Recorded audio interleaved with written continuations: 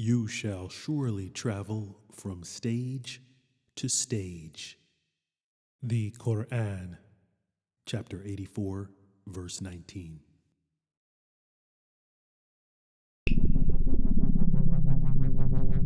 It was 1 year later. The sky was dark. Perched on a rooftop in the cold air, camouflage in all black, I scoped out my target through night vision goggles. The SEAL team covered the ground entrance and filed into the building. I stayed up top in case the target tried to flee from an upstairs window. We had to maintain radio silence in case our audio was intercepted, so all I could go on was the visual. Soon a ruffling motion flickered light orange, contrasting against the grayed-out background. A figure emerged from a door in the bedroom. The heat signatures of a man. I had the perfect vantage point. The figure stood along the wall. My AI system analyzed his height, estimated weight, gait, and heat readings, assessing with 98% confidence that he was our target. Our instructions were to capture him alive if possible, but I could see he held a weapon, a long gun, possibly an AK. He positioned himself along the wall, meters from where the door would open. He was anticipating the ambush and was determined to not go down without a fight. He held the gun close, nozzle up, ready to assault. I locked my sights on him. I had the perfect shot. It was up to me. If the SEALs opened that door, the room would not be clear. I could tell his finger was on his trigger, so I did the same for mine. It was do or die. And as the door swung open, our radio silence was broken. Jabbari, take cover! Jabbari, take cover! My helmet clanked. A jab shook me. Light blinded me. Jabbari, take this cover, dude. The heater's not working. It was my old friend Jimmy Lee's voice. He pulled off my virtual reality helmet. Dude, are you still playing that game? You were on that all night. Jimmy shook his head. Look, Jabbari, I'm about to leave for work. The power company will send a repairman around 10 a.m. In the meantime, take this cover. It gets cold in this basement. Jimmy, I was almost about to make it to level 10. Almost got Bin Laden. Sheesh. Why don't you at least change the game settings? Still going after Bin Laden? That's so 2011. You CIA guys always fighting the last war. Ex-CIA, Jimmy, I told him.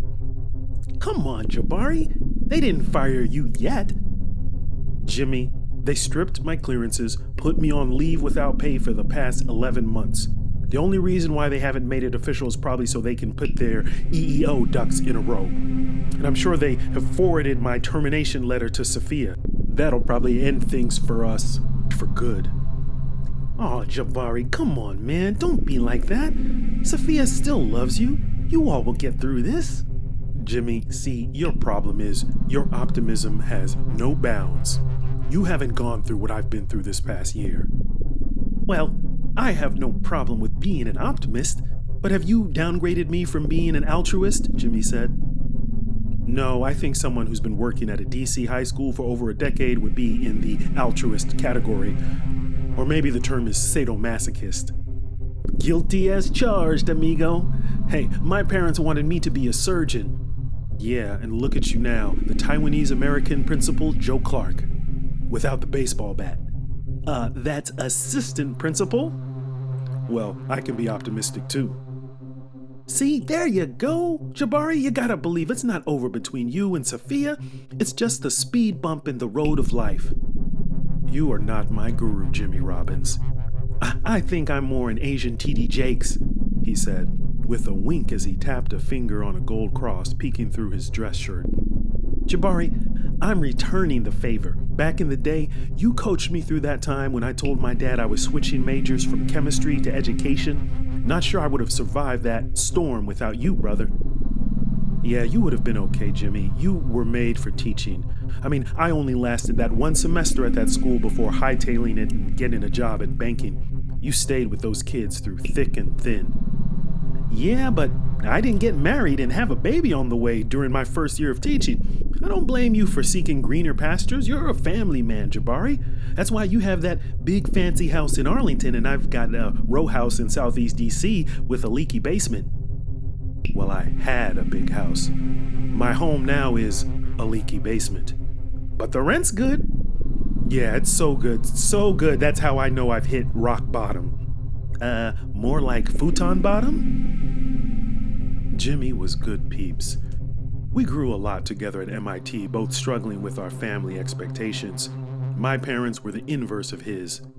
Mine didn't care what I majored in, but they wanted me to come back to Detroit, back to my Plymouth Road neighborhood to be a positive influence on my brother and sister, who were both caught up in the roughest side of Detroit life, a life I barely escaped. I was the first to flee. I wanted to travel the globe, to keep fleeing. My dad knew more about the world than anyone I knew, but only through the viewpoint of books from history. MIT was my way out of a city with no future. Every summer I traveled abroad and kept away from Detroit by doing my master's at MIT. P-Rock soon receded from my daily life, and other things opened up, good things, and a good life. But there I was, futon bottom for the past month. I told almost no one that I was suspended from the agency, not family, not most friends. Being on suspension was my own covert operation. I couldn't stay in bed. Sophia made sure of it. So though I had no office to go to, I got up every day like I was going to headquarters. But instead of driving to McLean, I went to different spots, coffee shops, the library. I'd go to the movies, the park, hang out all day dressed in a suit and tie, trying not to be seen in the same place 2 days in a row. And I made sure to come home every day as if I had just finished my commute. The neighbors would be none the wiser. My girls still jumped into my arms when I walked into the door. My son stayed excited about my job, even if he was bummed that the agency had unexpectedly canceled Bring Your Child to Work Day. Every night at the dinner table, he'd ask if I had helped catch any bad guys that day. My father really wanted me to visit his community college and represent the CIA at that career fair. I told him the red tape wouldn't allow it. That was true. Well, at least they wouldn't allow me. I thought I could keep my life on pause. In my delusion, I was one phone call away from reporting back to headquarters. The CIA Office of Security surely would inform me that they had cleared everything up. I'd be reinstated, complete with a formal apology for my troubles. They did call, but it was only to tell me I was going on LWAP, leave without pay, while the investigation was ongoing. I was banned from approaching headquarters without making an appointment and being accompanied by a security escort. To add insult to injury, I was out of the intelligence world at a time when my skills were needed the most. The TV news covered the death of Nigerian anti-corruption official Solomon Oluchi. Weeks later, the Comptroller General in Brazil, Ursula Dandara, who led all corruption investigations, died of a mysterious respiratory illness. Another official in a corruption-ridden state, widely respected for not backing down in corruption investigations. Family members found her dead at home in her study one evening. Dandara had also attended the Transparency International Conference in Singapore. She was healthy, so her death seemed an odd coincidence, if it was one. But shut out from the agency, I couldn't put any pieces together. No more access to classified HUMINT, SIGINT, and FININT to unearth the truth about it all. After about 4 months of making no headway with the agency, I had decided to roll out the big guns to fight my suspension. My plan? To take the CIA to court. I consulted with a top DC lawyer. I was raring to go at him, but it didn't go far. The lawyer started corresponding with the agency and requested documents for my work file.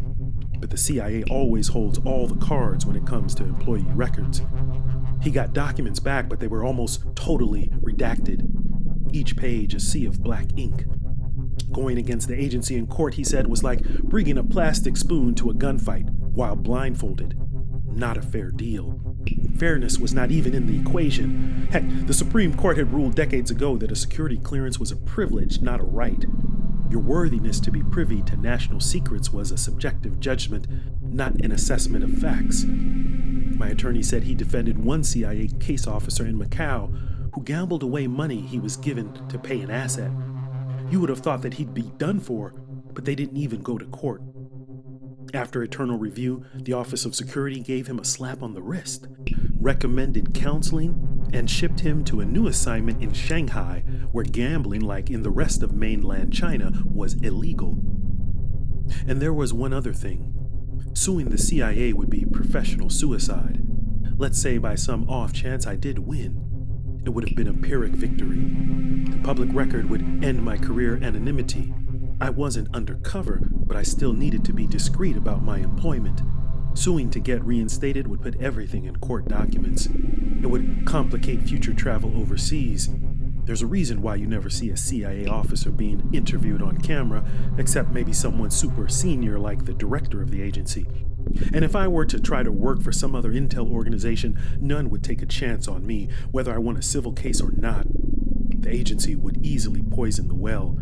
My haul file, filled with half-truths and suspicions, would trump anything else in my record.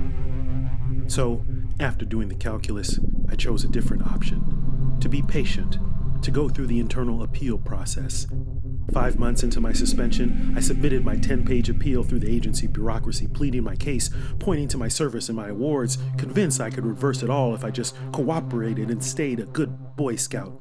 I trusted the system. Instead of fighting fire with fire, I fought fire with fresh water. But my appeal went into a black hole, or maybe a burn bag. No response. 6 months into my suspension, the personal home front unraveled. With my name aligned, Sophia quickly lost all her clientele of agency employees. A perfect storm of stress. No money coming in. Getting a new job wasn't feasible because the CIA must review your resume before you can circulate it. I was in job limbo and soon sunk into a funk. After 8 months, I couldn't fake going out into the world anymore. My routine became zoning out at home on the couch while the kids were in school, and Sophia started working part-time at a drug rehab clinic.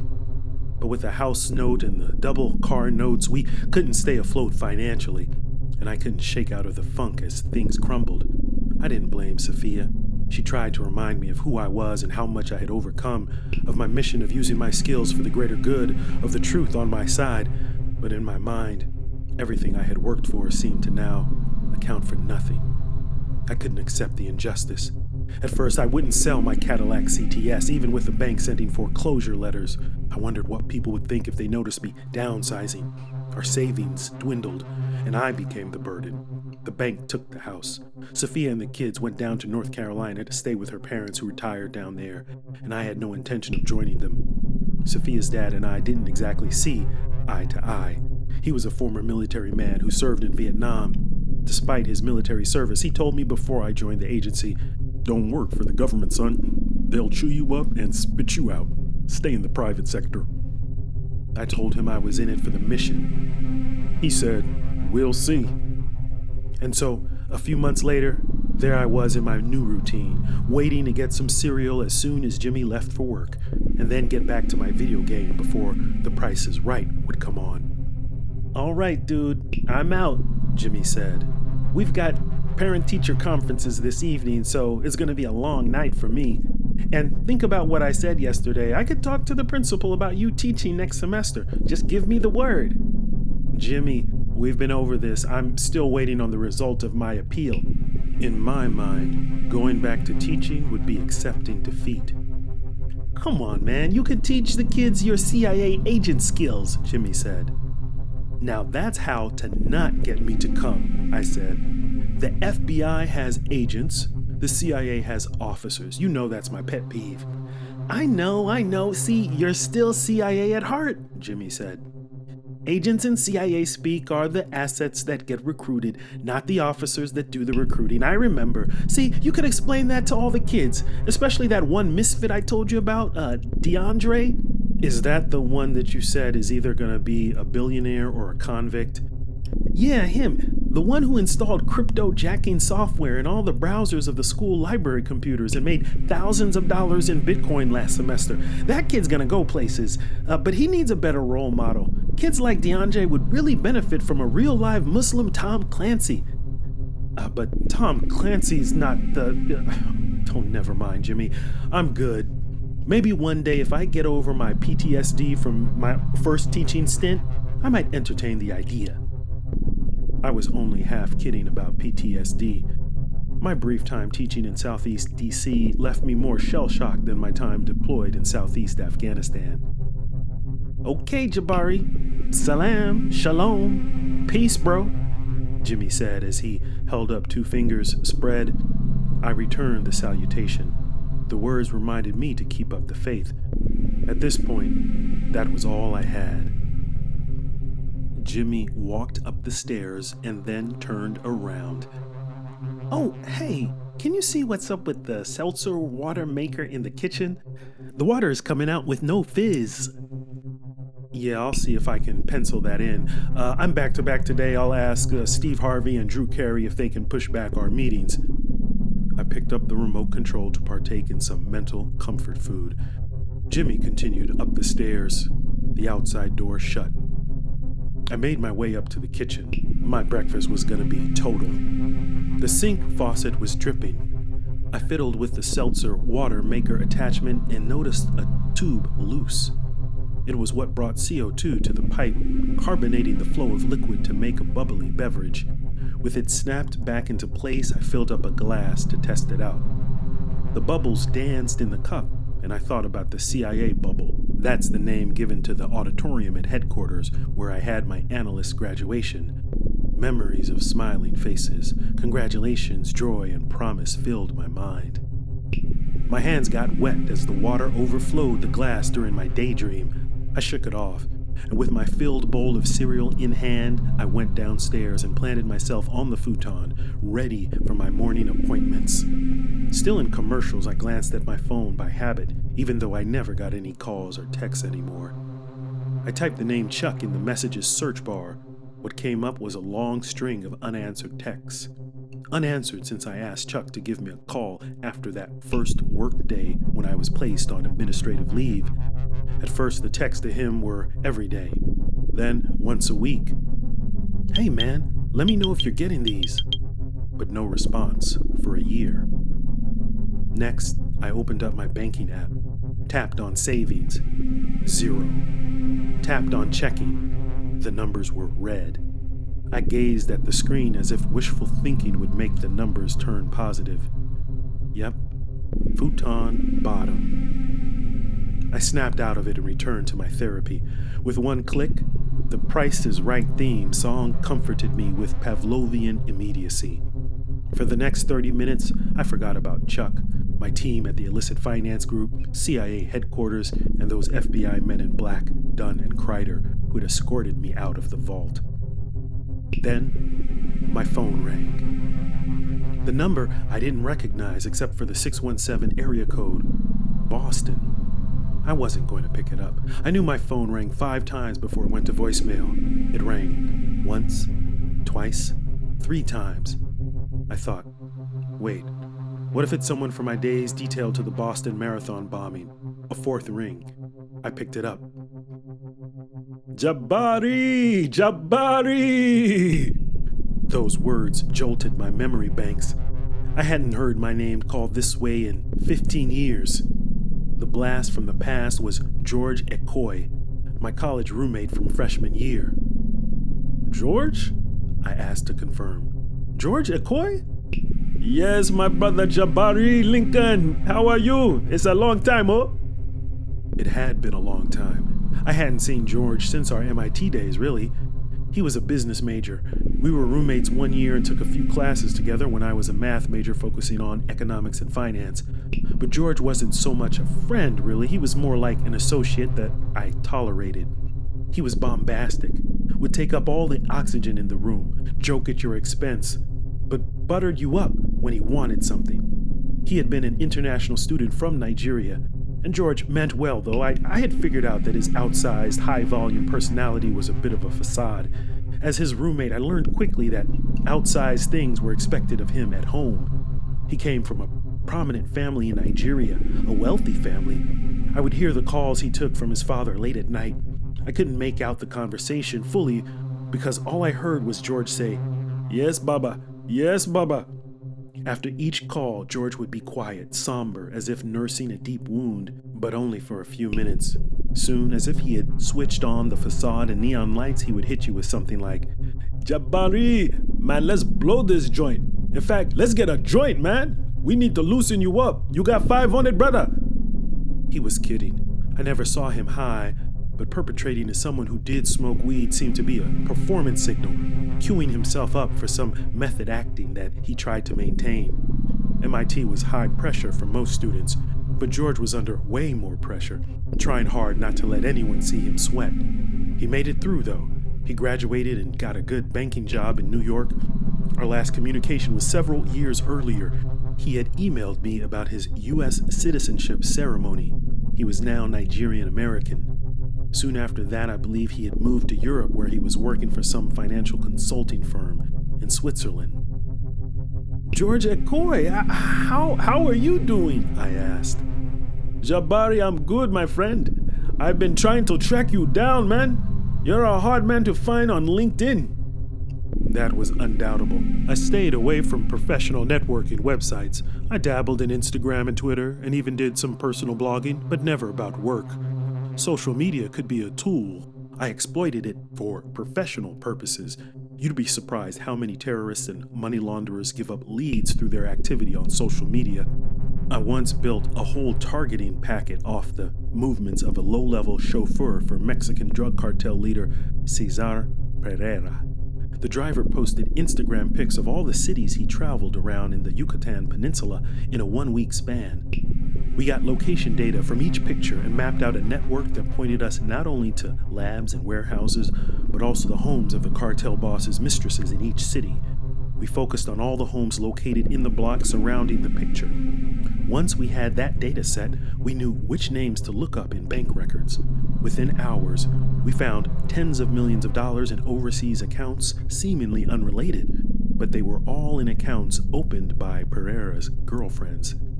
So yeah, I loved social media for what it allowed me to do, and feared how terrorists or foreign intel services might try to use it against me and my family. Well, George, I'm behind the times, I guess, when it comes to social media, I said. How'd you find me? The MIT Alumni Guidebook, he replied. They don't have you in the online version, but I found your number in the hard copy. Ah, that's right, I said, realizing I must have neglected to uncheck the include my contact information box somewhere. Jabbari, now, how has my Muslim brother been? I'm fine, my Christian brother. How have you been? Ah, Jabbari, you know I'm not one for opiate, but I always respected you, man. Well, you always did talk about opiate of the masses, I said. One of the few business majors who could quote Marx at will. So, Jabbari, are you still working for the U.S. government? It was technically not a secret that I worked for the CIA since I was not a covert employee, but I danced delicately around inquiries about my career. Most of my close friends from MIT knew about my job, and although George and I weren't tight, as part of our alumni network, it made sense that he would have heard about my employment, and the fact that he said explicitly working for the U.S. government meant he knew enough to know that my work was sensitive and that the proper etiquette would not be to blurt out, "Do you still work for the CIA?" but to allow me to reveal the specifics as I deemed appropriate. Well, I'm actually in the process of looking at other opportunities. I'm on a bit of a sabbatical right now. That was my story, and I was sticking to it. Ah, I'm very glad to hear that, Jabbari, George followed. Hey, I wanted to see if there was something you'd be interested in, an opportunity. What sort of opportunity? I asked, leerily. As an intelligence officer, still on paper at least, I proceeded with caution when anyone outside the IC approached me for new gigs, consulting opportunities, or whatever.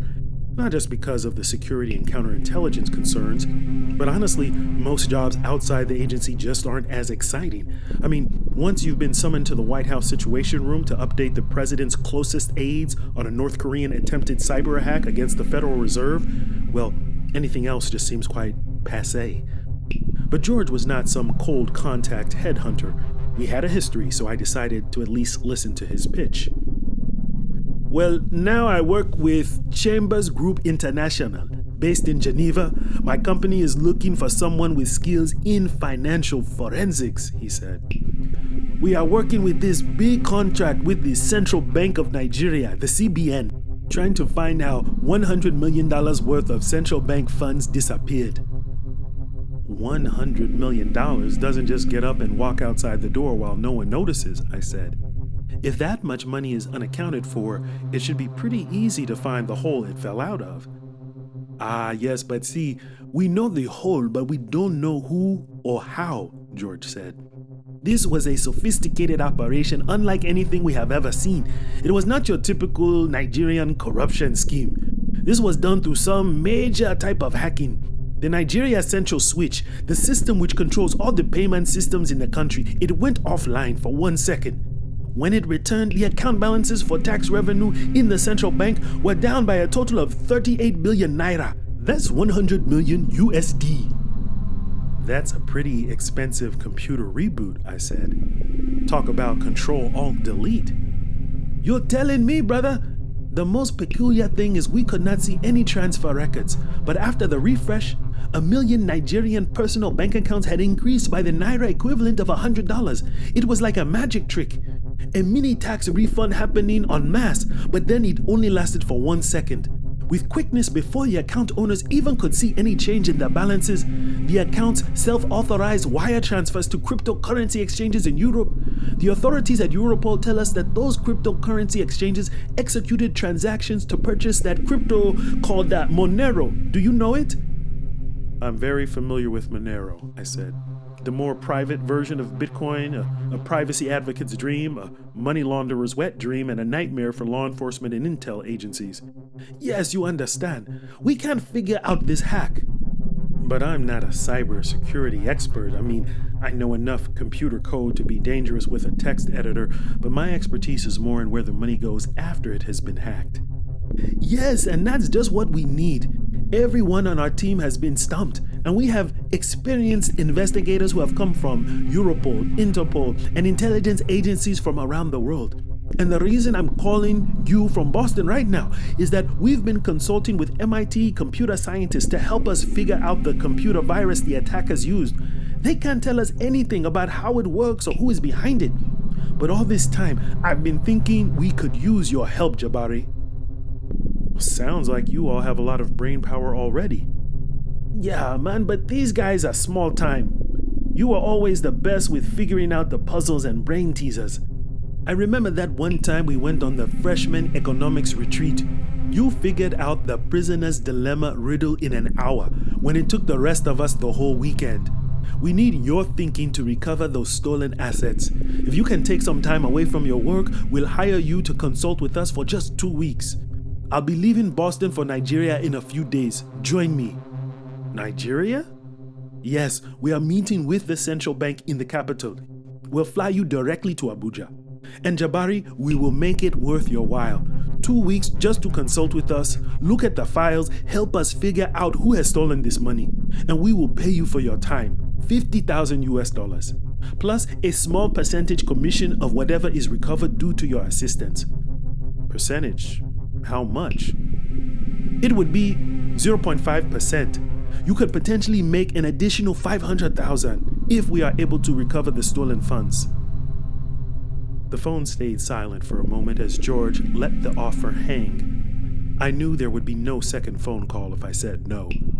The money sounded nice. More than nice. Cadillac CTS nice. No, Tesla nice. But I thought, might this be an attempt by a foreign intelligence agency to recruit me?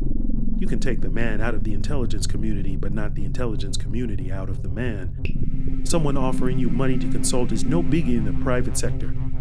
But intel is another matter. Governments are always trying to steal secrets.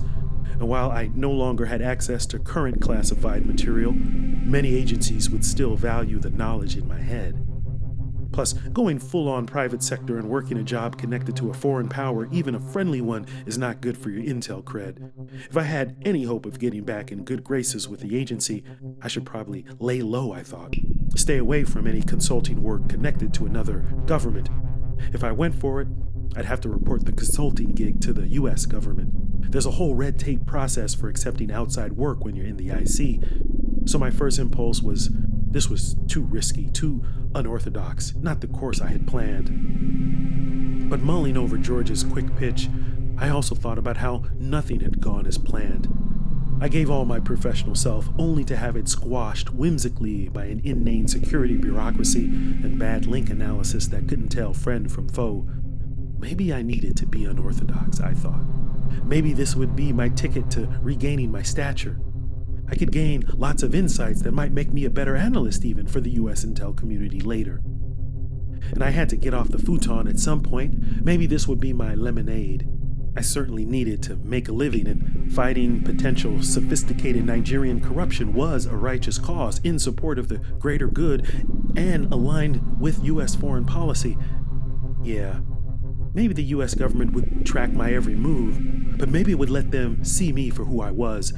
As corny as it might sound to some, I had been working for truth, justice, and the American way, when that way is at its best. Some thought I was naive, idealistic. Call it what you want. It takes naivete to break ground, to pioneer. Deep in the silent pause, I stared at the muted TV screen while on the phone still. Jill from Chattanooga had just guessed the price of a washer-dryer set on the nose. She danced for joy for the chance to be up on stage. This was her opportunity.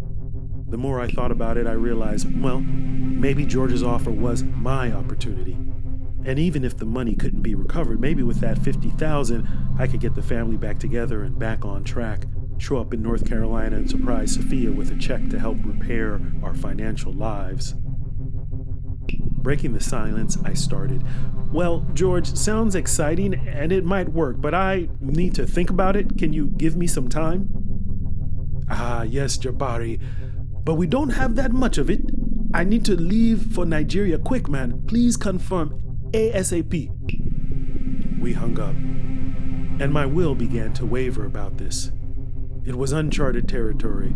With no blueprint and unsure who to give my trust after the CIA had broken mine, I thought about who I could talk to. My next call was to the only person who I felt could be a trusted advisor, Sophia. I swallowed my pride. She picked up on the first ring. Jabbari?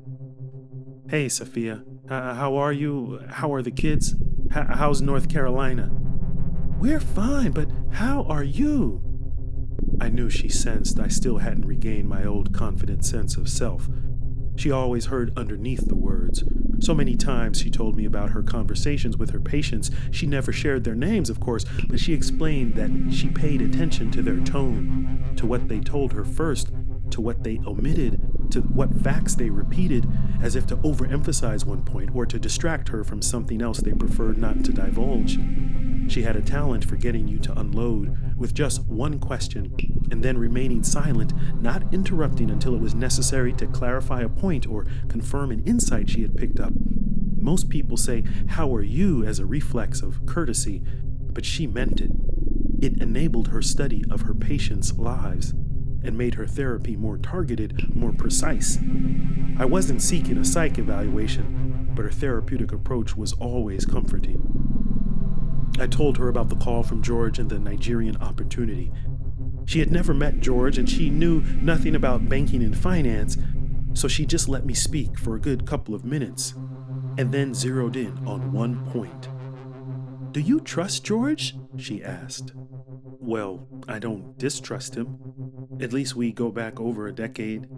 But I trusted Chuck and haven't heard one word from him since my suspension. Maybe trust is overrated, or at least I've been too trusting. Tie your camel in trust, right? She said. Yeah, but I don't even have a camel right now to tie. So you may have to do more trusting, she said. We both paused as the conversation was getting puzzling even for me. Jabbari, what do you think you need right now, at this point in your life? She let it sit. I reached into my true intentions.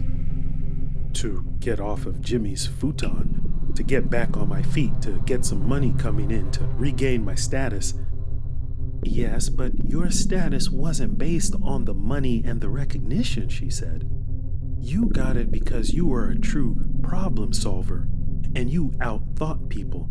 Jabbari, you love to think. How have you been feeding that side of yourself the past few months? Sophia effortlessly asked questions that required more than yes-no responses, eliciting introspection. Well, I have not been feeding it. I need to feed it if I'm going to get out of this hole. Maybe once the agency realizes its mistake, I'll be done with this gig and can get back to work again. I still had hope. Well, maybe? But tie your camel too, Jabbari. Her words were more consultation than advice. The sounding board I needed. Before we hung up, she updated me on her professional status. Her practice was not doing well. She was thinking of leaving the therapy world. All her clients, members of the Intel community, had severed ties. No more patient referrals. It was tough trying to break into a new network outside U.S. government circles. Relocating in North Carolina was like starting anew. It wasn't fair. My employer blindsiding me brought a great trial for her. Guilt filled my thoughts. Our lives the last decade were dictated by my work focus. A great rise, but it was built on a high-stakes house of cards. I added up all these factors in my head. I called George with my decision 15 minutes after my call with Sophia. 2 days later, I was on a plane. A direct flight from Washington Dulles to Nigeria's capital of Abuja. And funny, the CIA wouldn't give me any word on my appeal, but they quickly approved my request for an outside work activity. No real surprise. The agency either didn't care with me as a soon-to-be former employee, or if the security folks did care, they probably already knew what I was up to. If they were still doing an investigation on me, every electronic move I made was not hidden from another set of eyes. The wall certainly had ears, and so did the phones and computers and anything else I engaged with that had an internet connection, I presumed. The Chambers Group paid for a first-class seat, so I was comfortable as I pored over some files that George sent me relating to the disappearance of the $100 million worth of Nigerian naira. Given the sensitivity of any corruption investigation, George didn't email the files. He posted hard copy documents by snail mail, including clippings of news articles about the $100 million heist. There was little discussion in Western media, but lots of Nigerian press coverage after the central bank governor announced that an internal audit report found some funds missing. Publicly, though, she downplayed the gravity of the situation and didn't disclose the details George gave me. So the press only had fragments of the story. Some outlets that were very close to the government claimed that there were actually no stolen funds and that a low-level accountant had forgotten a decimal place somewhere and that it was now fixed. Apparently, the accountant was fired and all was well. Other outlets speculated over a variety of rumors. North Korea had hacked a small bank through an email phishing scheme, one article said, and spread a virus to the entire banking system, siphoning funds. Another was that a Boko Haram operative infiltrated the central bank, got physical access to the secure servers, and directed funds to overseas accounts. Then there was the rumor that an American oil company executive blackmailed a senior Nigerian oil official who took bribes for decades, threatening to turn him over to the new anti-corruption unit. But then the oil official got the American executive to shut up by wiring him millions of dollars to a Swiss account. Plausible? Well, each scenario pushed in Nigerian headlines was a mix of some form of fact and fantasy. To separate truth from fiction required better access to the scene of the crime. So George sent me the names of the staff in the CBN's accounting and cybersecurity departments. I found almost every one of them on LinkedIn. I spent the first half of the flight running their profiles through a link analysis program I had reproduced on my laptop. The program worked to identify uncommon second and third degree connections, such as links to outside businesses or court records. I ran the employees and their connections against Interpol red notices. I combed through the U.S. Treasury blacklist. That list had designations for terrorism, for proliferating weapons of mass destruction, corruption, and human rights violations. All these lists and databases were publicly available, no agency clearance access needed. I could use my intel analysis skills. You might take the brother out of the illicit finance group, but you can't take the IFG out the brother. I worked the entire red-eye flight, my laptop the only light glowing in the cabin. A sense of a pattern had started to emerge. I was on the verge of a breakthrough when I felt a sharp jerk, a jump, some bumps, and screeching. Welcome to Nnamdi Azikiwe International Airport, Abuja. The captain's voice announced over the cabin speakers. I went straight to the hotel. I had been to Nigeria before, but it was years prior in the hectic and bustling commercial town of Lagos. Abuja was serene, with the imprint of political power on its wide avenues. The roads and architecture projected concreteness and stature. Africa's most populous nation, self-aware of its linchpin status on the continent. The hotel was one of Nigeria's finest. I walked into the lobby filled with a United Nations-like demography of guests, greeting, smiling, chatting. This hotel could have been in Europe, Asia, or Latin America. Different setting, same self-important vibe of diplomacy and delegates.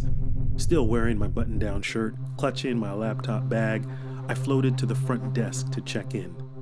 The dapper receptionist passed me my key card and a hand tapped my shoulder.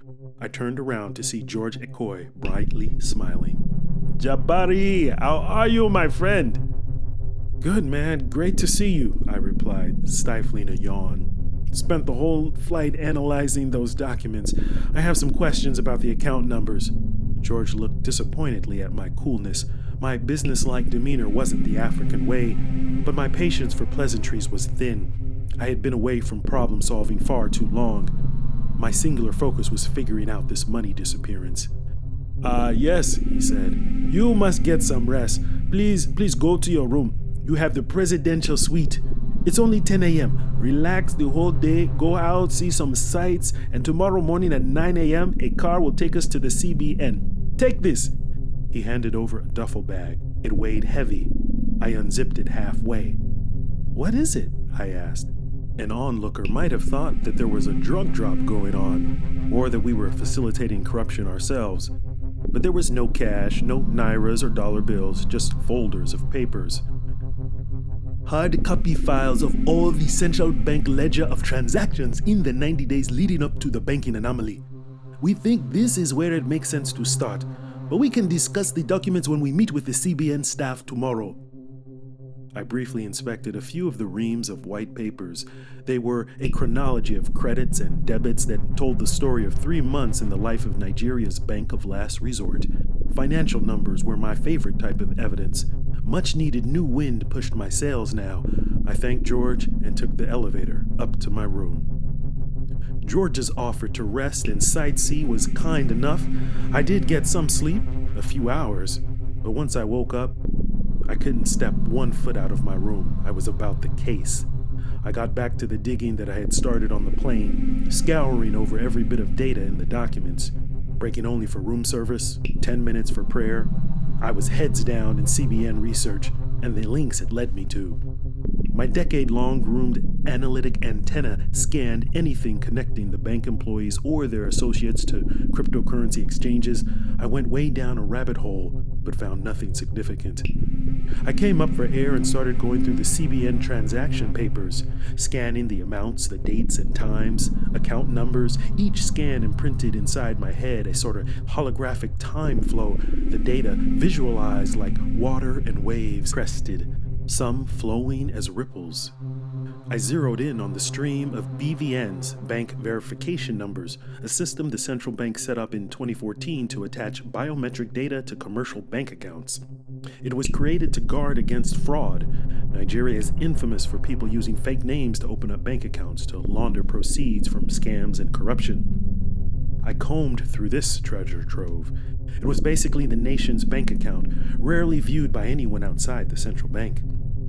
I waded through the fluidity of months of bank activity, circulating the naira through Nigeria's commercial banks, settling payments of those banks, holding foreign exchange day in, day out. Wave after wave, it flowed. The info stream deepened, and my mind swam through those transactions as the night fell, my consciousness ingesting them until something stood out, like a rock jutting up through the surface of the flow.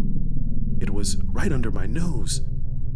I knew exactly then what happened to the $100 million worth of naira. I took a deep breath, shaken by my discovery. I jotted my thoughts down in my little black notebook. On edge but exhausted, I closed it. I would sleep on my assessment and outline my formal analysis after dawn prayer in the morning. There is an Islamic saying that sleep is the brother of death. It's a time when the soul leaves its worldly consciousness for the state of the unseen. When you wake, it's a resurrection of the soul. The marathon of mental work in that hotel room had my intellect spent. I needed to dive into the life-giving world of REM sleep. I needed to be revived. I stretched out on the bed, put my head on my pillow, and drifted toward a journey of resurrection. The morning moved like clockwork. Rise, wash, pray, attend to my notes over breakfast. I looked through several pages of documents again. My observation had not changed. My analysis intact. I felt a heaviness, but was certain about my judgment and ready to share my findings with the CBN. George arrived in a silver Range Rover. Its frame, I could tell, was armored, the type of fortified exterior we had when escorting senior officials in a war zone. Windows, bulletproof. We got in the back. The driver's name was Hamid. It's George's regular chauffeur whenever he was working in Abuja, hired by the Chambers Group. Jovial but professional, clean-cut, well-dressed with sunglasses, he looked well-paid. We rolled past the garage security gates and onto the main road, Sani Abacha Way, an ironic route on this anti-corruption journey. General Sani Abacha was Nigeria's notorious military ruler in the 1990s, his reign the epitome of kleptocracy. During his 5 years as head of state, he siphoned away more than $4 billion worth of funds to secret accounts around the world. Only his death in 1998 ended his corruption. But in the decades since, Nigeria has been trying to recover those funds. The Swiss government had repatriated almost $300 million worth of Nigeria's stolen assets back to the Nigerian government to fund the nation's infrastructure. And if you think $4 billion is a lot, here's a figure for you. From Nigeria's independence from Britain in 1960 to 1999, the country lost $400 billion due to corruption. That's billion with a B. So maybe I shouldn't have been surprised that a kleptocrat remained memorialized on the capital's thoroughfare. It was funny though. As I rode on Sani Abacha Way, I don't know if it was just me, the road seemed a little crooked. Jabbari, are you ready for our meeting? George asked as I peered out the window. I believe so, George. In fact, I was looking at all the documents you gave me, and I think I know what happened with the 100 million. Jabbari, this is why I wanted you. Just 24 hours on the job and you cracked the case, man. This is great, man. Maybe you can even go home early. Well, I'll still be expecting my full payment, I said. Don't you worry, Jabbari. I got you, man. Hey, after our meeting, I'll take you out for a true Nigerian beer. George, you know I don't drink, I countered. My friend, you're in Nigeria. I grew up in this country, and let me tell you, the Muslims here drink more alcohol than the Christians. When in Rome, right? He might not have been exaggerating, but I shrugged off his joke and focused on the scenery. The window panned the capital's concrete maze. We careened through the Abujan streets and through what was one of the most fortified areas of the city. One building caught my eye. A big yellow building complex. I recognized it. It was the Yellow House, the site of Nigeria's State Security Service, the SSS. That was the agency that handled internal security, domestic intelligence, and counterterrorism.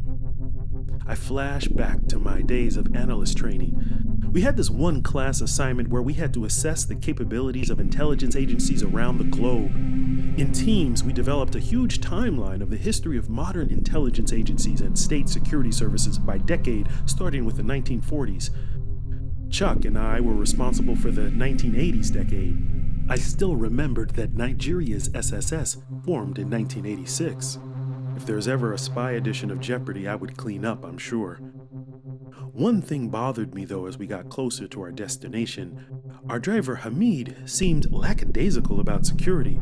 The doors were unlocked and he was driving with no seatbelt fastened. Hamid, no seatbelt law in Nigeria? I remarked lightheartedly. Yes, sir. Yes, sir, Hamid said. But I never give the security forces any reason to end my life. If I'm ever stopped at a checkpoint, they ask me to get out the car, I don't want to reach for the buckle. And I don't lock the door. If they see your hands missing for 1 second, you may be dead. We arrived at the Central Bank of Nigeria, a high-rising steel structure. Outwardly, it appeared more fortified than CIA headquarters, at least by its show of heavily armed, menacing men. This was a common sight in secure intelligence facilities or insecure war zones. These were security postures that I knew well. Our car was greeted by men mostly suited up as you'd expect bankers to be. Dark suits and ties, armed with briefcases. George and I got out and exchanged with them a series of handshakes and pleasantries.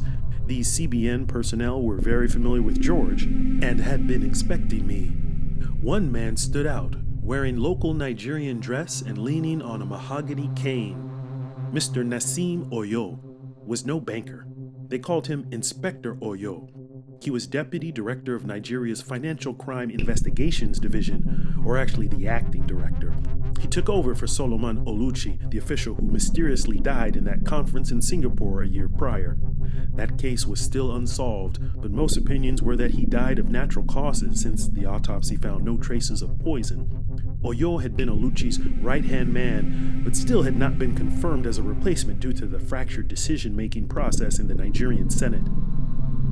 Oyo was tall and thin, bespectacled, and spoke gruffly, like an old uncle who felt he knew better than you.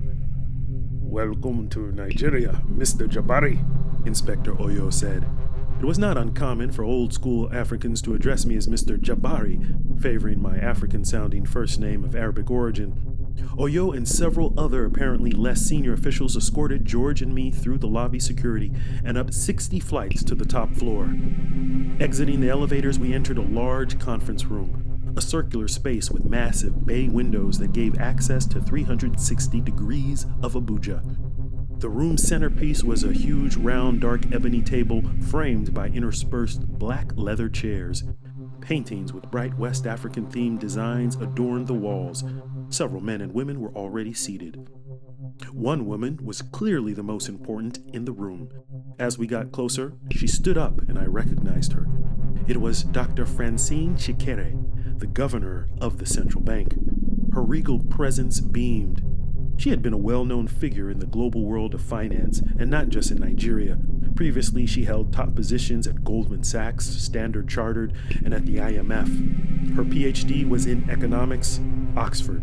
She was one of a handful of female central bank governors in the world. She extended her hand. I shook it, addressing her as Madam Governor. "Very nice to meet you, Mr. Lincoln," she said. "I hope you had a pleasant trip to Abuja." She sat. "Yes, Madam Governor," I replied. "It was a pleasant trip, and the past 24 hours have treated me well." Everyone else sat. I secured my seat directly across from her. George sat next to me. Inspector Oyo sat next to the governor, for whom we were waiting to commence the session. "Well, ladies and gentlemen," Dr. Chikere started. "This is a very important meeting. I'm so happy that we have not only our principal consultant, George Ekoy from the Chambers Group International with us, but we also have an esteemed financial investigator, Mr. Jabbari Lincoln." As she said my name, she paused and nodded towards me, while Inspector Oyo tensed his lips and furrowed his brow. The governor continued, "We have spent many hours combing over this issue. Mr. Ekoy had brought to us specialists from MIT and from Europol, but we still have not been able to determine where is the missing 38 billion naira, whether it be in naira, exchanged in dollars, or even cryptocurrency. But we have been assured that you may be the one to help us to crack the case." When Dr. Chikere said we, it was certainly the royal we. "I'm happy to help and try to shed light on this incident, Madam Governor," I said. "Well, let us get started then. I have cleared up my whole calendar through lunch for this consultation. I take it you have looked at some of the documents surrounding this theft? What can you tell us about where this money has ended up and who are the culprits?" I was ready to provide my judgment. CIA briefing tradecraft rule number 1. Put the bottom line up front. There are no stolen funds, I said. All sounds muted. The people in the room who had been scanning their phones immediately shifted their gazes up onto me. Jabbari, what are you talking about? George whispered, leaning over. This is not the time or the place for joking. He tried to shush me, but I stood up to explain. Dr. Chikere's eyes studied me skeptically. George looked at me incredulously, conveying an outward signal to distance himself from what some would think were rogue antics. The money is not gone, I explained. The money was never there. What your systems showed you before the disappearance was a corrupted ledger. After the refresh, it was fixed. This is preposterous, shouted Inspector Oyo. Is this what we are paying 50,000 US for? I don't think I had ever heard anyone use the word preposterous outside of television, but I could feel most of the room doubting me. I took out my little black book of notes and glanced at my last page of scribble. See, it's all in the bank verification numbers, the BVNs. There's an unusual pattern in your history of transactions. The BVNs are randomly generated, or at least they should be. But I noticed several BVNs that seemed related in a non-random way. Something was off.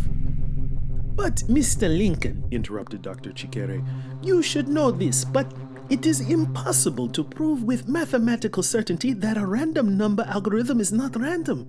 There are always coincidences in random data generation. But the appearance of synchronicity is often the mind looking for patterns that are not there. In fact, it is highly unlikely to notice any patterns using the naked eye without statistical software. Understood and often very true, Dr. Chikere, I responded. But in this case, it wasn't the BVN numbers that were odd themselves initially, but their transactions. See, here's what I did notice. Only Nigerians can have BVNs. Because of that, most of the transactions occur between a 12-hour window, 8 a.m. to 8 p.m. West African time. And that makes perfect sense. Most online banking transactions in any country happen during those local times. So it stuck out in my mind when a set of transactions occurred at off hours. It would make sense for that to happen occasionally, say when someone is traveling to a different time zone and making transactions on their account. But what I saw was a set of BVNs that transacted only between 2 a.m. and 11 a.m. West African time. I looked at those BVNs and saw something which could not be random. They always ended in the number 8. The chance of a random number generator spitting out 10-digit numbers that end in 8 and then having those BVNs associated with actions within an anomalous time window is slim to none. I thought about Benford's law, but that theory deals with large exponentially growing numbers, not account numbers bound by 10 digits. But I examined this occurrence more closely, wondering, why 8? My mind focused on that number, flipping it upside down, looking from all angles, cutting it in half, slicing the digit 8 into 3. I couldn't make out anything more to the pattern, but I knew something was fishy. This is a very entertaining theory, Mr. Jabbari, said Nassim Oyo. We see you pay attention to detail and maybe get quite lost into it, but what does this have to do with there being no stolen funds? Well, I'm following the data to a logical conclusion, I said. It's probably best if I show you through your own system. Is it possible to pull up your digital records in this conference room? Why are you going to waste our time with this? Inspector Oyo tried to end my briefing, but Dr. Chikere put out her hand to interrupt him. No, let him continue. She pointed to one of her assistants sitting with a closed laptop at the conference table. Mr. Ngozi, can you pull up our central ledger system? Yes, madame, said the young attendant in his late 20s. He opened up the laptop and pressed the switch on the conference room control panel. A huge screen lowered along the conference wall. In a few seconds, the screen mirrored his laptop. He typed a few keys and the words CBN Central Switch Ledger appeared on top. A few more clicks and a menu of items and a search bar appeared. Excellent. Thank you, Mr. Ngozi, I said. So, let me give you one of the BVNs. I glanced at my notes. Can you pull up BVN number 5474965,068? He typed it in and pressed enter. A profile screen came up. The BVN belonged to a Patience Abiola. Please drill down on the transaction so we can see dates and time. Ngozi complied and scrolled through. To a T, every transaction occurred around 4 a.m. West African time, give or take an hour. And her payment history went all the way to 2014. Let's go back to her profile screen, I said. Let's walk through the rest of it. According to the BVN records, Patience Abiola has been working as a receptionist for a concrete distributor in Lagos since 2014. Ngozi followed my instructions, clicking through the screens revealing her banking history. All right, now here's where we go from my analysis, which is based on incomplete data since I didn't have access to the full electronic record, but this is my judgment. Most of her transactions will be going to some sort of online gambling website. Let's filter and see her highest volume transactions. Ngozi typed and pressed enter. A string of transactions appeared, nothing more than the equivalent of a few hundred US, but they all had one recipient, a business account under the entity Firewater Games Limited. All transactions were one way to Firewater. From here, I could tell that Mr. Ngozi was a true financial analyst because he knew what to do next without my prompting. He clicked on the profile for Firewater Games. It was a company registered in Tortola in the British Virgin Islands. The company director was a Mr. Harold Smith, attorney. Ngozi kept typing, rapidly toggling between menu items under the Firewater profile. Everyone's eyes stayed glued to the screen. George was silent, taking it all in, but with a hesitating smile, maybe getting one over. And then Ngozi clicked enter and we saw it. A screen showing all the BVNs associated with transactions to Firewater Games. There were at least 10,000. Now that's not a lot given there were 90 million BVNs in the system. But they all had been sending money to Firewater since 2014. He scrolled down the list. Each BVN ended in the number 8. That's quite a random coincidence, I said, giving in to a sarcastic urge. Let's go back to Patience Abiola. Ngozi pulled up her profile. Now, let's click on biometric data, I instructed. Ngozi clicked, and we saw an image of her fingerprints. He enlarged it. Okay, now let's go back to those BVNs associated with Firewater Games. Click on anyone. Ngozi pulled up BVN 09825148838. It belonged to Khalil Abdul Noor, profession, restaurant owner in Zaria, Nigeria. Every month he transacted with Firewater's account. Then Ngozi did exactly what I was thinking. He clicked on biometric data. We saw a photo of fingerprints. He copied it and toggled to the blank canvas screen. He pasted Khalil Abdul Noor's prints. Then he went back to Patience Abiola and copied hers. He pasted them onto the canvas next to Abdul Noor's, then overlaid them. They were identical. The room itself gasped, and I exhaled. I had been standing. I walked back to my chair, and Ngozi naturally did what everyone was thinking. He clicked on the profiles for all the BVNs associated with Firewater Games, all ending in the digit 8. He copied several of their prints and placed them next to Abiola's and Abdul Noor's, identical. Whatever alert system they had that was supposed to flag identical fingerprint data, it was apparently non-functional. So, Dr. Chikere, there still are quite a few gaps here, but here's what I can tell, I said, scratching my chin. The system you used to create bank verification numbers, well, it has been compromised from the beginning. The Nigeria Central Switch, which controls all of the electronic payments and fund transfers for Nigeria, it has been compromised since 2014. The ledger for all financial transactions in Nigeria was the victim of an ongoing double spending attack. For years, some entity has been able to essentially duplicate money digitally by creating false accounts. This sounds very not feasible, Inspector Oyo said. Madam Chikere, do you believe this American, he's trying to fleece us for 50,000 US? The central bank governor waved at him again to quiet down. I want to hear more, she said. Please, Mr. Lincoln, explain to our inspector how this could have happened. Let's walk through how this system could get exploited, I said, moving away from my seat and toward the huge wide monitor, getting comfortable. I felt a familiar mastery like I was in one of my many closed briefings to the House Intelligence Committee. As you know, you have three parts of the banking system and three levels of activity. The central bank, which holds the actual Naira currency reserves of Nigeria. Then the commercial banks, which have accounts at the central bank. That's how the government is able to transact with the commercial banks and then provide banknotes to the public. The public is the third part. The bank customers, all of us. It's the same in the United States. We don't interact with the central bank directly. We deal with the commercial banks and the businesses that have accounts with the commercial banks. But many of those transactions happening at the third level, when they're not done in cash, they're pretty much just accounting. Well, we know this, interrupted Dr. Chikere. Here in Nigeria, this third level is held together by the Nigerian central switch. When the switch system facilitates all these electronic transactions, it's not moving actual money, it is keeping track of who is paying who, whose account is increasing and whose is decreasing based on their purchases. Oyo nodded, but stayed silent. His eyes focused on me. He was following along. I continued. All those debits and credits get balanced by that later process called net settlement, when the banks take account of all the payment obligations that have been happening.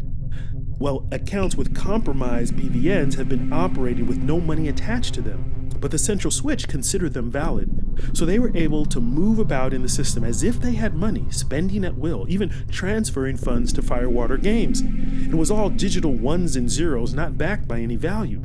This was like certain viruses tricking healthy cells into duplicating harmful cells in disguise. The compromised BVNs were fake microbes in the system, reproducing themselves until, well, in a sense, the system cured itself.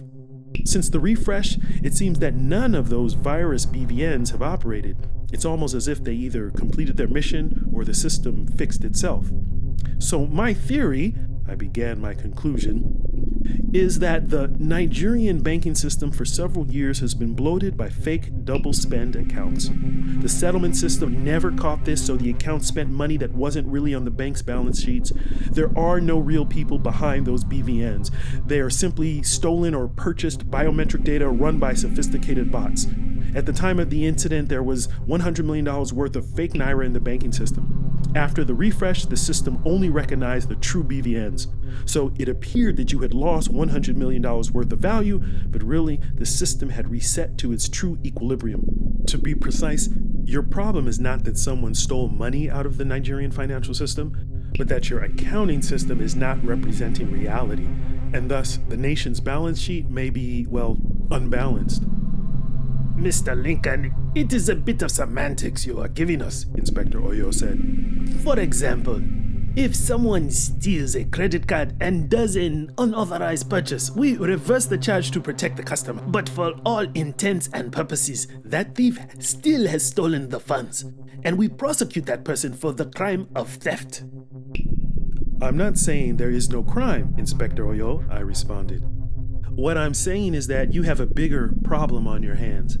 If this was just a case of embezzlement, it would have been resolved quite easily with an arrest of the culprit and recovering the funds. But we're talking here about a bigger possible crisis, a collapse in the faith of your entire monetary system. Right now, none of us in this conference room can vouch for the validity of any electronic transaction involving a Nigerian bank. But what would happen if the Nigerian business community felt the same way? Would they accept any Nigerian debit or credit card? And foreign oil companies operating in Nigeria must pay in Naira. The room honed in on my words. Everyone was leaning forward as I continued. But companies would never do wire transfers to Nigerian banks if they knew of this problem. And even if people accept cash, the faith in the Naira would soon drop to a level well beyond any previous inflationary problems this nation has witnessed. The infidelity of the electronic transactions would spark a new crisis, and physical cash, too, would eventually become almost worthless. This problem, Mr. Oyo, is not what people often say about central banks, quote, unquote, printing money. That actually is just semantics. While it's true that money today is not backed directly by any concrete asset, a central bank must not be seen as operating arbitrarily. But we're talking here about an unreliable money system, where no one knows what the balance may be for the nation's economy. If knowledge of this problem leaks, your currency would be worth little more than dust. The room thickened in anticipatory silence. The gravity of it all sunk in. I no longer sensed reservation and skepticism, but rather a worry and a panic. I scanned the attendees at the conference table. Some clasped their hands to their forehead. Some stared straight ahead, dumb. Dr. Chikere broke the silence with a long sigh and looked to others in the room. He's right. He is right, she said. She turned to me resolutely. Mr. Lincoln, it is pretty clear that we have a big job on our hands to fix this virus and to do it quickly. We need to know everything we can about it. I am sure I speak on behalf of the President himself in saying that we would greatly appreciate your continued assistance in this matter. Obviously, we are well aware that your consultancy rate may have to be renegotiated. I glanced over at George, who nodded subtly, signaling approval of my analysis. I too was satisfied, and also glad that I was being paid in dollars, not naira, for this gig. Dr. Chikere, we can certainly provide more help. I used we to show that it was a team effort with George, even though it hadn't been. Although my contract is with the Chambers Group, I'm sure we can iron out the details for continued assistance. I know you have another meeting scheduled. I'm happy to discuss more later today. Before she could respond, Inspector Oyo whispered in her ear. She listened, nodded, and turned to me. Why don't we meet first thing tomorrow morning, Mr. Lincoln? Before we leave, there's one more question I have about your findings. So what about this Firewater Games Limited? Surely this must be the main lead to the virus maker. Though it is a company registered in the BVI, there should be some cyber analysis we can do to identify the owners of this company. Did you find anything else about this entity? Very good question, Madam Governor, I said, expecting someone would ask it. Well, I didn't have chance to investigate Firewater, but I can tell you a few things on first blush. One, I doubt you'll learn much directly from your cyber analysis. As sophisticated an operation as this, I'm sure they've used virtual private networks, Tor, and other tools to anonymize themselves completely in this cyber op. They opened up their accounts online, probably using fake IDs and credentials. Secondly, Harold Smith, the lawyer listed as company director, he'll likely be a dead end. I've seen Harold Smiths before. He's British, with an extremely common name, one that's very hard to background check. Like trying to distinguish one small, unique piece of hay in a monolithic haystack. I've investigated many a BVI front company like this. Even if you talk to this Harold Smith, chances are he has no idea who he opened up the company for or who operated the bank account. His client is likely another BVI company, directed by another Harold Smith or a John Williams, who asserts attorney-client privilege for the beneficial owner of the parent company. It would be a tough nut to crack. The room followed my logic and gave approving nods. I continued. But the third thing is this, and we can delve into this tomorrow, but the culprit here is likely a nation-state actor. This is not something put together by a teenager in a New Jersey basement.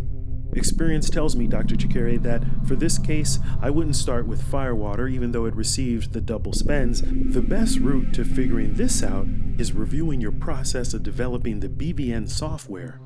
That's where the trouble started. My guess is that a state actor infected your software back in 2014 and was slowly, methodically manipulating your financial system this whole time. But we can look deeper into this tomorrow. Mr. Lincoln, I look forward to working with you more on this. Until tomorrow, Dr. Chikere said and left the room with her entourage. Inspector Oyo walked over to George and me. Well, Mr. Jabbari, it seems you have convinced the governor that we will need to continue your services. So you say it's a state actor behind this, eh?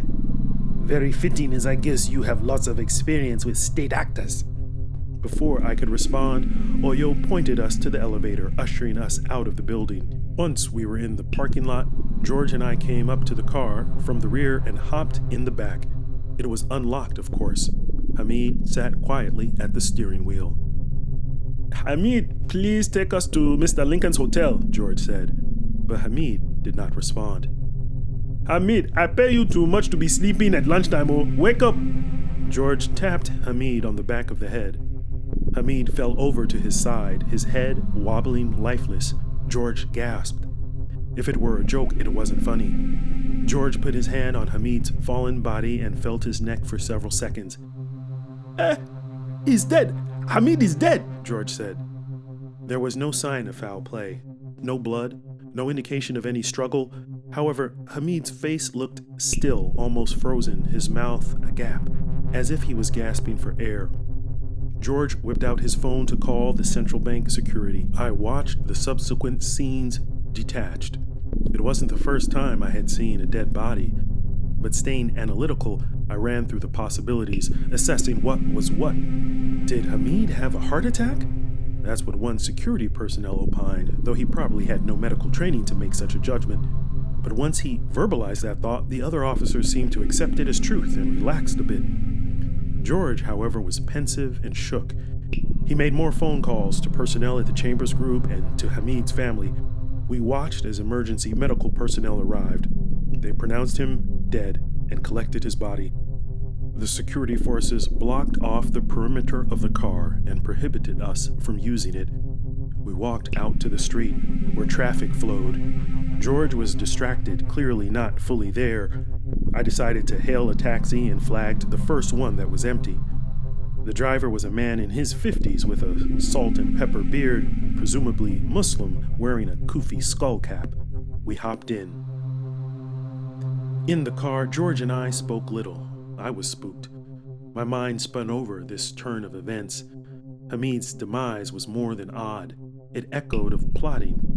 Hamid, who was prepared to live on his terms, to cheat death through his idiosyncratic strategies around unfastened seatbelts and doors left unlocked, was now deceased, in a way he probably never anticipated.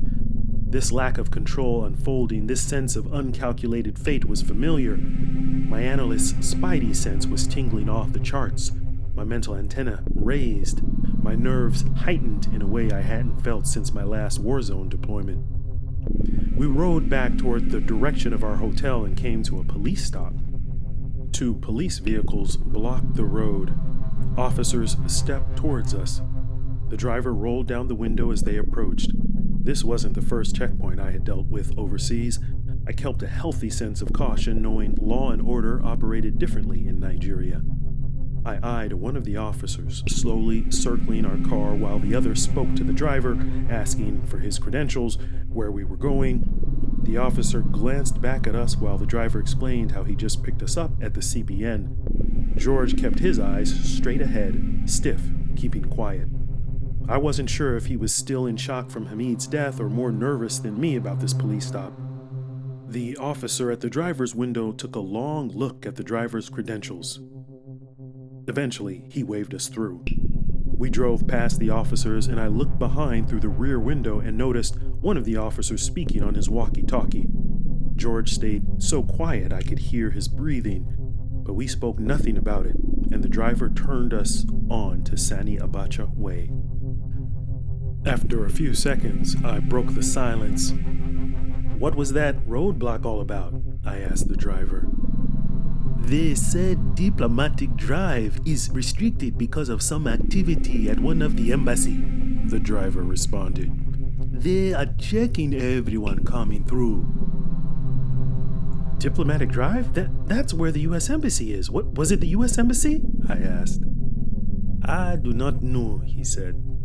All the big nation embassy are there. U.S., China, Canada, Brazil, they are all there.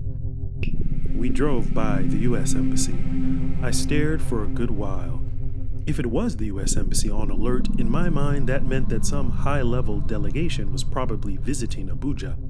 A delegation of Congress members, the Secretary of State, perhaps the Director of the CIA. An embassy would often raise its security level when hosting senior officials from home. But I was an outsider now. No diplomatic passport to protect me. I was on my own. If anything were to happen to me, there would be no cavalry. We continued on Sani Abacha Way. After the car settled into the middle lane of 3, I noticed a black SUV directly behind us. It seemed close. Too close. I kicked into surveillance detection mode. I wasn't sure if I had seen it before. Maybe I had. The SUV's windows, like its body, were black. George leaned toward his door on the right, but he was looking at his phone, now consumed by some text messages. The SUV changed lanes to the left.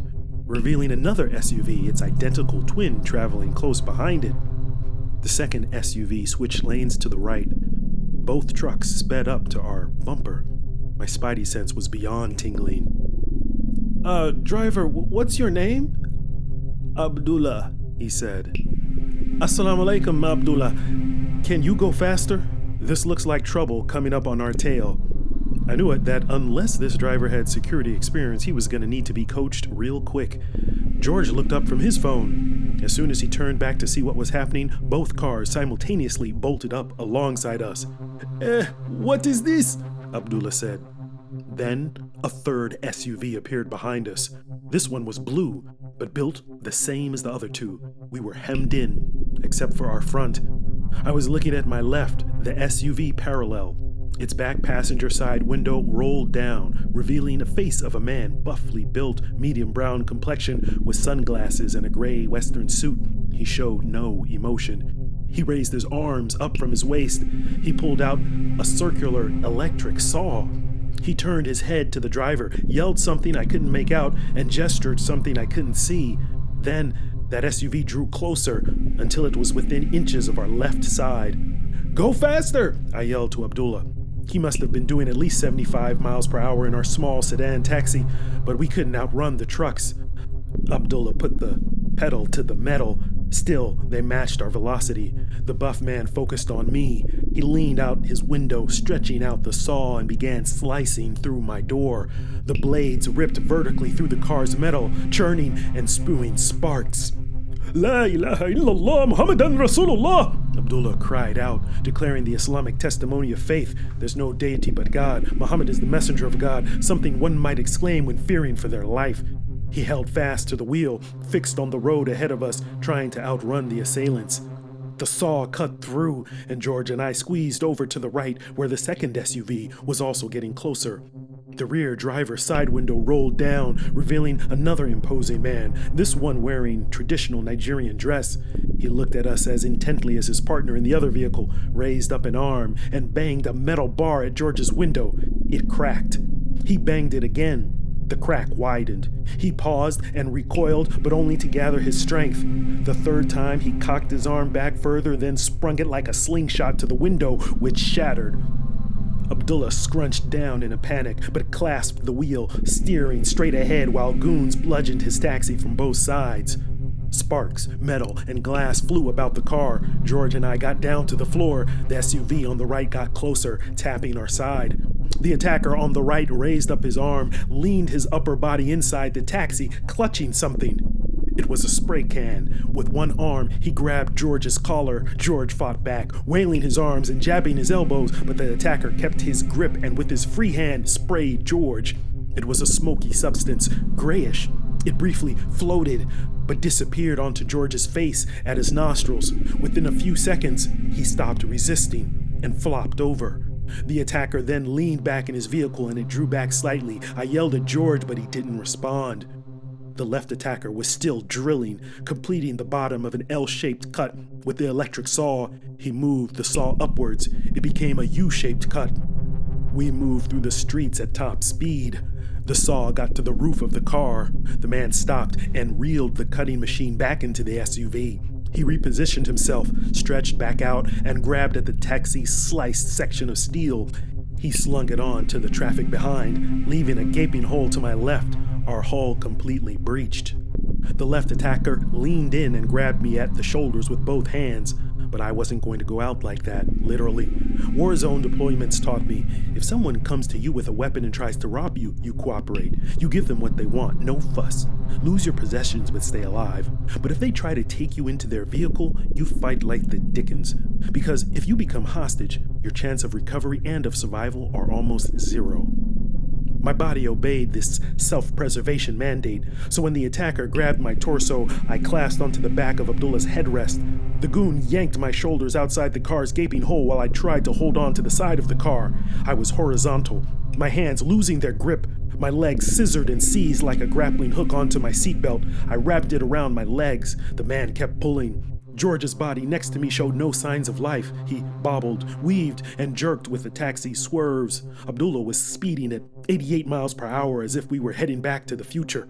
My hands fully slipped from the car opening and we were pulled into the SUV. The seatbelt trapped my legs, keeping me from fully exiting the taxi. Subhanallah! Abdullah cried. Glory to God, a refrain that glorifies either in times of good fortune or in times of peril. My midsection was now above the bare road. My head and shoulders were in the SUV, my legs still in the taxi. We flew on Sani Abacha's highway, the SUVs on the right and behind us both keeping pace. I tried to free my arms, to no avail. Abdullah was watching it in all his side view mirror. The left SUV tried to pull away, but Abdullah maneuvered, keeping close to it so I wouldn't be ripped apart. Then, the blue car behind us rammed our bumper, which jerked us slightly forward. Abdullah peppered the brakes to keep us in line with the left SUV. He handled the swerves like a stunt driver, but up the road was trouble. A sign that read, "Merge into single lane," and another sign said, "Tunnel ahead." A huge mountain was in the distance. The man in the right SUV pulled open George's door. He pulled George's limp body out onto the road, which made the blue SUV swerve to avoid it. George's body flipped multiple times and tumbled onto the asphalt, the blue SUV narrowly missing him. In the rearview mirror, Abdullah could see George twirl until he landed on the side of the road. I was suspended between the two vehicles, struggling to free myself. I could see the mountain tunnel coming. I knew I was either going to be destined for death in the SUV or cut in half at the tunnel. With George out of the way, the man in the right SUV leaned into the taxi. He began untangling my legs from the seatbelt. It loosened, unmooring one of my legs. I was being pulled now beneath my shoulders, which gave my arms a little more play. With my torso in the SUV, I felt around for some leverage to try to push back into the taxi. There was now only one wrapping holding in my leg as the right SUV attacker undid the belt. My hands felt about the SUV, and at the bottom of the seat I felt metal. I sensed a handle. I gripped it with one hand. I could tell what it was, but didn't know what direction it was pointing. It was my only chance. I squeezed the handle and moved my fingers into position to activate it. I pressed. Suddenly, the saw started spinning in the back seat of the SUV, ripping through the floor. Immediately, my captor let me go and drew his feet up as the saw bounced wildly around the back. My upper body freed up now and one leg strapped in and the second one unharnessed. I hitched it on a nook near the taxi door opening. I flexed my core and pulled myself toward the taxi, the hardest sit-up ever. The saw bounced around the SUV, the men inside ducking as it ricocheted like a lethal ping pong. I quickly grabbed the roof of the taxi, freed up the tangled leg, pulled my knees together and gave the right SUV attacker a solid kick with both feet to his chest. He flew back out of the car and his back flew into his SUV. His feet almost hit the ground, but he pulled them into his car. On the left, the saw ripped through the back of the SUV, spinning onto the highway. I was fully inside the taxi. The tunnel approached. The two SUVs had no room to make it into the single lane. As soon as I sat up, everything went dark. I heard crashes on both sides. We were in the tunnel. I looked behind. I saw wreckage on both sides of the road at the mouth of the tunnel. No signs of further pursuit. Abdullah maintained his speed. I caught my breath. Panting, feeling the wind from the aired-out back seat, I was relieved. But as soon after that relief set in, I felt pain. My left hand tingling. I looked down at it. Blood covered it. A sharp cut along my palm, along my arm, down my elbow from the saw. All fingers were there, but the hand and arm were cut open, deep. Blood flowed. I held it and gripped onto the seatbelt with my right hand, holding myself up. I wrapped the belt around the good arm to keep me from falling out the taxi. La ilaha illallah Muhammadan Rasulullah, Abdullah kept repeating softly to himself. He looked at the rear-view mirror. Brother, stay awake, he said. My eyes fluttered. I felt light, my vision blurred. I then saw black and collapsed onto the seat, my right hand secured by the seatbelt.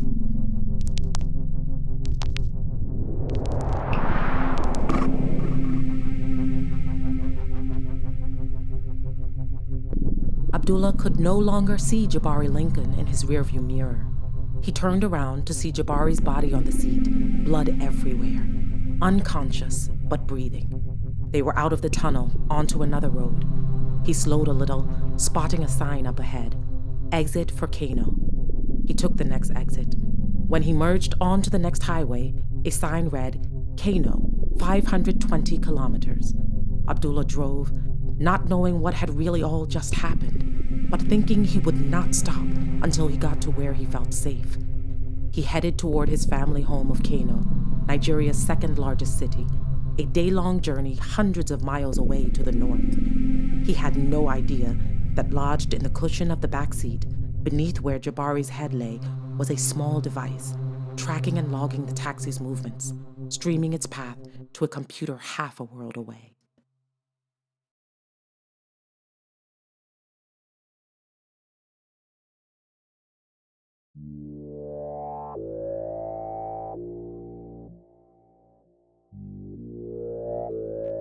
They said he was done for. They said he was on the run for some crime. They said he committed. They said he did it. They said he was persona non grata. They said he was out yonder, beyond the call of duty. They said it was dishonor. They said it was to avoid the trauma. They said that the best in their midst was a glitch, gorilla unglued. They said a switch fell through the cracks, so they pulled it. They said it was the facts. They said it was the check that bounced back. They said it was time. He said it was a line. They said it was crosswords. They said the crossroads were fine. He said the railroads make tracks on his back. He raised up out of Dodge, his spine. They said he was in the wind. They said it was a cloud. They said the alibi was thin. They said pay him no mind. They said it's a chess game, and the one with the most pawns wins. They said it was checkmate. They said it was ixnay. They said it was clean. He said it was a scheme. He said it was murder. They said it was suicide, open shut case. He saw 187007 because he knew how numbers moved from 313 to MIT. They said it was like P-Rock. They said it was hard knocks. He said it was all talk. They said the letters of covert in action, but he read CYA. They said it was no play. He said no kidding. The earth was spinning and he wound up back on stage. They said it was intermission. He said it was a third act. He said it's a new mission. He said the play writes itself in intelligence. The spy game is aimed on attrition. Tunnel vision, he said he was thinking the locomotive light was blinking. He'll either get run over, forgotten, or they'll remember the name, Jabbari Lincoln.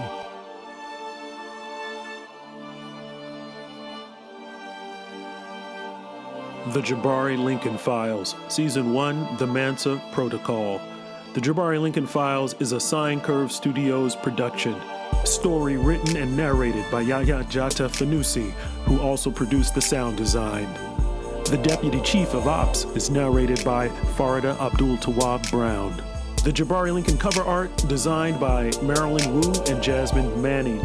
Sine Curve Studios would like to thank the following for constructive story feedback: Chandra Caldwell, Ross Tierney, James Brown, Farida Abdul Tawab Brown, Justin Vitfelt Matthews, Andrea Usain, Jamila Kaleri, Tam Hussein, Faisal Abdur Rahman, Imam Salim Mutman, the Babatunde Bays. For story writing consultation, Cameron Pasha, Sahir Vora. For banking and crypto consultation, Linda Jang.